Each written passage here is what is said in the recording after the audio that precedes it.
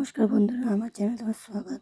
দেখো আজকে পটল দিয়ে সয়াবিনের তরকারি করে দেখাবো নিরামিষভাবে কী করে করতে হয়। দেখো পটলটা কেটে রেখেছি আমি, তারপর ভেজে নিলাম, দেখো লাল লাল করে ভেজে নেব। তারপর তোমার আলুগুলো ভেজে নেব, আলুর উপরে সামান্য পরিমাণে হলুদ দিয়ে তারপর সেদ্ধ করবো সয়াবিনের উপরে একটু হলুদ দিয়ে দেবো। আর একটু যখন সয়াবিনগুলো সেদ্ধ হবে, আলু পটলগুলো ভেজে রাখা আলু পটলের মধ্যে দেখলেই তোমরা।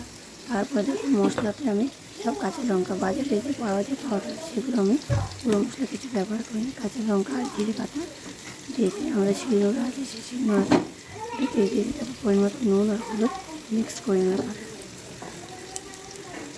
তারপর দেখো তোমাদের ফোড়নের জন্য কী করবে, শুকনো লঙ্কা ও তেজপাতা জিরে লাগবে।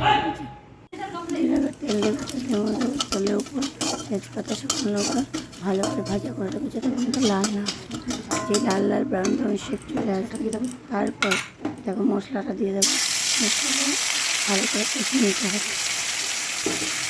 মশলাটা ভালো করে কষিয়ে নিয়ে আমাদের যদি চ্যানেলটা ভালো লেগে থাকে প্লিজ আমার চ্যানেলটা সাবস্ক্রাইব করে লাইক কমেন্ট করো। আর নতুন রেসিপি শেয়ার করতে খুবই আনন্দিত। এরপর ভেজে রাখা পটল সয়াবিনকে দিয়ে দিলাম, ভালো করে নাড়াচাড়া করবো। মশলা যেটা দিয়ে ভালো করে নাড়াচাড়া করবো। করার পর নিজেদের মতো পরিমাণ মতো জল দিয়ে দেবে। জল যখন ফুটে উঠবেন ভালো করে কষানোর পরে জল যখন ফুটবে তখন ওখানে দেখবে যে ভালো করে ফুটেছে কিনা। দেখার পর যদি ফুটে গেছে তখন গরম মশলা, সানরাইজ গরম মশলা তোমরা নামানোর আগে দিয়ে দেবে।